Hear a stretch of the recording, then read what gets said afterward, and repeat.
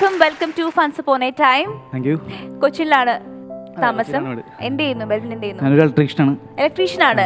ആ, പിന്നെ ചെറുതായിട്ട് മിമിക്രിയും കാര്യങ്ങളൊക്കെ ഉണ്ട്. ആ, ചെറുതായിട്ടെന്ന് വെച്ചാല് ഞാൻ മിമിക്രി ട്രൂപ്പിൽ. ഏത് ട്രൂപ്പിലാ? മെഗാ കൊച്ചിൻ, രഞ്ജൻ പള്ളുരുത്തിയുടെ. രഞ്ജൻ പള്ളുരുത്തി എനിക്കറിയാവുന്ന ആളാണ്. രഞ്ജൻ പള്ളുരുത്തി രഞ്ജന്റെ ശിഷ്യനാണ് ഞാൻ. ആണാ? അത് കലക്കി. അതിന് പ്രത്യേക കൈയടി അറിയിക്കുന്നു. രഞ്ജനും ഞാനും കൂടെ ഒരിക്കൽ തിരുവനന്തപുരത്ത് നിന്ന് വരികയാണ്. തിരുവനന്തപുരത്ത് ബസ്സിൽ വരുമ്പോൾ രഞ്ജന് ഈ നമ്മുടെ അരൂര് കഴിഞ്ഞിട്ട് ഉള്ള അടുത്ത സ്റ്റോപ്പിൽ പള്ളുരുത്തിയിൽ എങ്ങാണ്ടാണ് ഇറങ്ങേണ്ടത്. പക്ഷേ ട്രാൻസ്പോർട്ട് ബസ്സിൽ ടിക്കറ്റ് എടുക്കുമ്പോൾ എങ്ങനെയാണെന്ന് വെച്ചാൽ അരൂര് കഴിഞ്ഞിട്ടുള്ള പോയി കഴിഞ്ഞാൽ പിന്നെ ചാലക്കുടി വരെയുള്ള ടിക്കറ്റ് എടുക്കണം. ഓരോ പോയിന്റ് ആണല്ലോ. ഇവന് തൊട്ടടുത്ത സ്റ്റോപ്പാണ് താനും ചാലക്കുടി വരെയുള്ള ടിക്കറ്റ് എടുക്കണം. ചാലക്കുടി നിന്നാണ് അടുത്ത പോയിന്റ് മാറുന്നത്. അപ്പോൾ പരമാവധി അരൂര് ടിക്കറ്റ് എടുക്കും. 30 രൂപയ്ക്കൊക്കെ കുറവുണ്ടാവും. എന്നിട്ട് ഉറങ്ങിയ പോലെ കിടന്നിട്ട് ഇവിടെ എത്താറാകുമ്പോൾ എണീറ്റ് അയ്യോ എന്ന് പറഞ്ഞിട്ട് ഈ സ്റ്റോപ്പിൽ ഇറങ്ങും. ഇതാണ് രഞ്ജന് ഞാൻ തിരുവനന്തപുരത്ത് വരുമ്പോൾ ചെയ്തത്. അപ്പം രഞ്ജനെ നിങ്ങൾക്ക് അറിയാലോ, രഞ്ജന്റെ ശബ്ദം എന്തായി കുറേ ആളെ കണ്ടിട്ട് ഇങ്ങനത്തെ ഒരു ശബ്ദമാണ് രഞ്ജനുള്ളത്. അപ്പോൾ രഞ്ജനെ സംബന്ധിച്ച് ഈ ശബ്ദമായതുകൊണ്ട് തന്നെ ഒരേ ബസ്സിൽ ഒരേ ട്രാൻസ്പോർട്ടിൽ അറിയാണ്ട് കയറിപ്പോയി 1 മാസം വ്യത്യാസത്തിൽ. അപ്പോൾ ഈ കണ്ടക്ടർ നോട്ട് ഇട്ട് വെച്ചേക്കോ ഈ പുള്ളിയുടെ അടവ് അറിയാനായിട്ട്. അങ്ങനെ അരൂര് കഴിഞ്ഞു. രഞ്ജൻ ഉറങ്ങിയ പോലെ ഈ കണ്ടക്ടർ വന്ന് എണീപ്പിച്ചു. ഹലോ, നിന്റെ ടിക്കറ്റ് ഒന്ന് കാണിച്ച് എന്ന് ചോദിച്ചു. അപ്പോൾ അരൂര് വരെ ഉള്ളൂ. അടുത്ത സ്റ്റോപ്പിൽ ഇറങ്ങാൻ പോകുന്നത് 90 രൂപ തരണമെന്ന് പറഞ്ഞ് കണ്ടക്ടർ വഴക്കുണ്ടാക്കി ഇവൻ്റെ നിന്ന് പൈസ മേടിച്ച് ഇവൻ ബസ്സുകാരിൽ മുഴുവൻ ആകെ നാണക്കെട്ട് ആകെ പ്രശ്നമായി. അപ്പം ഞാൻ രഞ്ജനും കൂടെ ബസ്സിൽ ഞാൻ മിണ്ടാണ്ടിരിക്കുകയും വഴക്ക് നടക്കുന്ന സമയത്ത് മുഴുവൻ എനിക്കറിയാത്ത പോലെ ഇരിക്കും കേട്ടോ. രഞ്ജൻ ഈ ചീത്ത മുഴുവൻ കേട്ടിട്ട് പള്ളുരുത്തിയിലെത്തിയപ്പോൾ ഇറങ്ങാറായപ്പം രഞ്ജൻ എന്നോട് ചോദിക്കും. ഞാനപ്പോൾ ബസ്സിനകത്തിരിക്കുകയാണ്. അതെ, രാത്രി ആണ്ടും ബസ്സിൻ്റെ സൗണ്ട് ആയതുകൊണ്ടും ഞാൻ പുറത്തേക്ക് ഇറങ്ങിയിട്ട് ഇയാളെ ചീത്ത വിളിക്കും. ബസ്സിനകത്ത് നിന്ന് എനിക്ക് വിളിക്കാൻ പറ്റൂല. പുറത്തേക്ക് ഇറങ്ങിയിട്ട് ഞാൻ ഇയാളെ ചീത്ത വിളിക്കും. അപ്പോൾ ഒരു പ്രശ്നമുണ്ട്, ഈ ശബ്ദം കൊണ്ട് ചീത്ത വിളിച്ച് ഇയാൾ കേൾക്കൂല. ഞാൻ പുറത്തേക്ക് ഇറങ്ങിയിട്ട് വായനക്കും പിഷാരടി വണ്ടിക്കകത്തിരുന്ന് ഡബ് ചെയ്യണോ. എന്നെ കണ്ടക്ടർ പിടിച്ചിടിക്കൂല്ലോ വണ്ടിക്കകത്തുനിന്ന്. അവനെ ശ്രദ്ധിച്ചില്ലെങ്കിൽ ഞാനിരുന്ന് തെറി പറയണ്ടേ. അത് പറഞ്ഞ ആളാണ് രഞ്ജൻ. ആ രഞ്ജന്റെ ശിഷ്യനാണ് ഈ വന്നിരിക്കുന്നത്. അപ്പോൾ നമുക്ക് പെർഫോമൻസിലേക്ക് കടന്നാലോ? ഉറപ്പായിട്ടും. Okay, so all the best. എല്ലാവർക്കും നമസ്കാരം. അത് പറഞ്ഞത് എൻ്റെ മെൽബിൻ, കൊച്ചിൻ വരെയാണ്. അപ്പോൾ ഞാൻ പറയാൻ പോകുന്നത്, ഒരു മിനിറ്റ്. ഞാൻ എത്തി ചേച്ചി.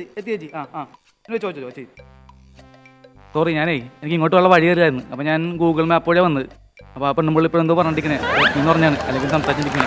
അപ്പോൾ അതുകൊണ്ട് നമുക്ക് ഈ ഫോൺ കൊണ്ടൊന്നും ഉപകാരമല്ല. ഇപ്പോൾ നമുക്ക് ഒന്നും വഴിതെറ്റിപ്പോലെ എവിടെ വേണമെങ്കിലും എത്താം. ശരിക്കും നമ്മുടെ നിത്യത്തിൻ്റെ ഭാഗമായിട്ടായിരിക്കണം ഈ ഫോൺ. നമുക്കിപ്പോൾ ഫോണില്ലാത്തതായിട്ട് ആരുമില്ല. നമുക്ക് എവിടെ പോകാറിങ്ങിയാലും നമ്മൾ എന്ത് മറന്നാലും ഫോൺ എടുക്കാൻ മറക്കൂല. ഇപ്പോൾ എല്ലാവർക്കും ഫോണാണ്. പക്ഷേ ഈ ഫോൺ വഴി ചില ബന്ധങ്ങളൊക്കെ നമ്മൾ അകന്ന്.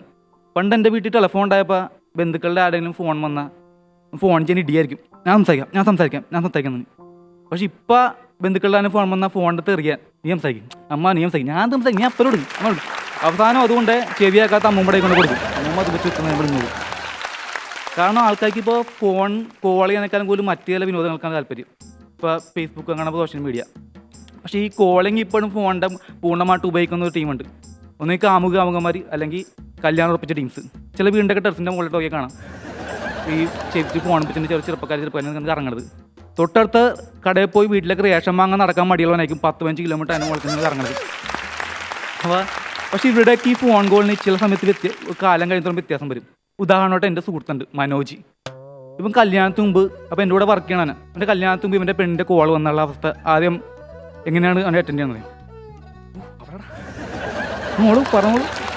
ഇവിടെ എന്ത് തിരക്കില്ല, എത്രയും സംസാരിച്ചിട്ട് കുഴപ്പമില്ല. ഭക്ഷണം കഴിച്ചോ? ഇവൻ സംസാരിച്ച് അങ്ങോട്ട് പോയി കഴിഞ്ഞാൽ പിന്നെ ഒരു 1.5 മണിക്കൂറത്തേക്ക് നോക്കണ്ട. ചിലപ്പോൾ ഊണ് കഴിക്കാനും മറന്നു പോകും.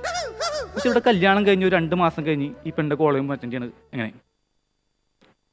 പിശാചിക്കൊക്കെ പണിക്കില്ല. എന്താടി എനിക്ക് എന്നോട് ഫോൺ ജോലി ചെയ്യുന്ന സമയത്ത് വിളിക്കുന്നത് ഞാൻ പറഞ്ഞിട്ടില്ലേ? ഒരു ശല്യപ്പെട്ടില്ല. എനിക്ക് ഒരുപാട് തിരക്കുകൾ വിടാം. ആ ഭക്ഷണം ഞാൻ കഴിച്ചോളാം, നീ എനിക്ക് മാറ്റി തരണ്ട, ഞാൻ കഴിച്ചോളാം കേട്ടാ. എന്ത് മഷാലൊക്കെ കൊണ്ടുവരാൻ സ്വിച്ച് ഓഫ് ചെയ്യട്ടെ, അല്ലെങ്കിൽ നീ വിളിക്കും. ഞാൻ ചോദിച്ചാൽ മനോജ് എന്താടാ നീ വൈഫിനോടൊക്കെ ഇങ്ങനെ സംസാരിക്കുന്നത്? ഒന്നും പറയണ്ട, ആകെ തൊല്ലാണ്. നീ ഇഷ്ടപ്പെട്ടിട്ട് കെട്ടിയ പെൺകുട്ടിയല്ലേ, എന്നിട്ട് നീ ഇപ്പോൾ ശല്യം വന്നോണ്ടങ്ങനെ. അപ്പോൾ അവൻ പറഞ്ഞു, എടാ അവളുടെ അടക്കോതുക്കുള്ള പെൺകുട്ടിയാണെന്ന് ചോദിച്ചിട്ട് അവളെ കെട്ടിയത്. ഞാൻ ഇപ്പോൾ അടക്കോതുക്കില്ലേ? അടക്കോതുക്കുണ്ട്, പക്ഷെ അടക്കോതുക്കും മാത്രമല്ല, അടങ്ങി ഒതുങ്ങി ചീടുമ്പി വെറുതെ ഇരിപ്പാണ്. ഒരു പണി എടുക്കും. എൻ്റെ അമ്മ തന്നെയല്ല പണി എടുക്കുന്നത്. അപ്പോൾ പണ്ടൊക്കെ നമുക്ക് ഒരാൾക്ക് ഒരു ഫോൺ നമ്പർ ആണെങ്കിൽ ഇപ്പോൾ എല്ലാവർക്കും 2-3 ഫോൺ നമ്പർ ഉണ്ട്. ഇപ്പോൾ എൻ്റെ വീട്ടിൽ എൻ്റെ അനിയന് 2 സിം ഉണ്ട്. അപ്പോൾ അനിയൻ 1, അനിയൻ 2. പക്ഷെ പണി കിട്ടിയത് എൻ്റെ അച്ഛൻ 2 സിം എടുത്തപ്പോഴാണ്. എങ്ങനെയായിരുന്നു ഞാൻ അച്ഛൻ രണ്ടെന്ന് ആൾക്കാണ്ട് തെറ്റിരിക്കൂലേ. ഇതുപോലെ ഫോൺ വെച്ച് തട്ടിപ്പുറത്തുന്ന വേറെ സുഹൃത്തുണ്ട് നമ്മളെ. അവൻ്റെ പേര് റോയ് 100. ഇവനെ പേരൊക്കെ അത് വണ്ടിയുടെ മോഡലാന്ന് തോന്നുമെങ്കിലും അവനെ റോയ് 100 എന്ന് വിളിക്കാൻ കാരണം എന്ന് വെച്ചാൽ ഇവൻ ആരൊക്കെ ഉണ്ടായാലും ഒരു 100 പറ്റിച്ചെടുക്കും. അപ്പോൾ ഇവൻ പറ്റിക്കുന്ന രീതി എന്ന് വെച്ചാൽ അവന് ടൂള് മൊബൈലാണ് അപ്പോൾ ആ രീതിയിൽ. അപ്പോൾ എനിക്ക് പണ്ട് ഒരു ഇലക്ട്രിക് ഷോപ്പ് ഉണ്ടായിരുന്നു നാട്ടിൽ. അപ്പോൾ ഞാൻ ഷോപ്പിലിരിക്കുന്ന സമയത്ത് ഇവൻ എൻ്റെ അടുത്തേക്ക് വന്നെ. അപ്പോൾ ഇവൻ വരുന്നത് എപ്പോഴും ഫോണിൽ ചെവിട്ട് വെച്ചിട്ട് വരും വരുള്ളൂ. എന്താ മിൽബിൻ്റെ കട്ടർ റൂമിൽ ഇപ്പം തന്നെ കേൾക്കാം 100 നോട്ടെടുത്ത് എടാ 100 നോട്ടുണ്ട് എനിക്കറിയാം ഇപ്പം 100 നോട്ടെടുക്ക്. അപ്പോൾ 100 നോട്ട് എടുത്ത് ഓക്കെ റെഡിയാണ്.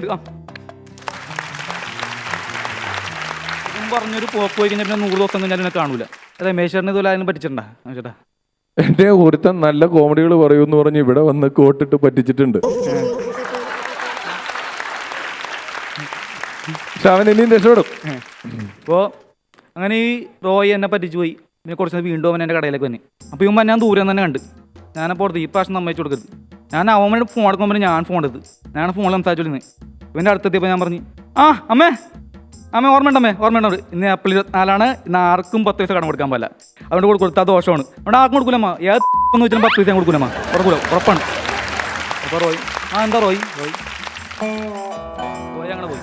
അപ്പോൾ പക്ഷെ അവൻ അപ്പോഴും വിട്ടു വന്നിട്ടാ. അവൻ്റെ അടുത്തറക്കി. അപ്പോൾ അവൻ ഞാൻ കടലില്ലാ സമയത്ത് വന്ന്.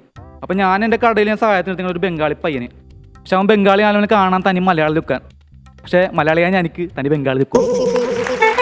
അപ്പോൾ നമ്മുടെ ഈ റോയ് ഞാൻ എല്ലാ സമയത്ത് കടയിലേക്ക് വന്നെ. അപ്പോൾ നമ്മുടെ ഈ ബംഗാളി പയ്യൻ അപ്പോൾ അവൻ്റെ മനസ്സിലായി അവൻ മലയാളിയാന്ന് ഓർത്തിരിക്കണേ.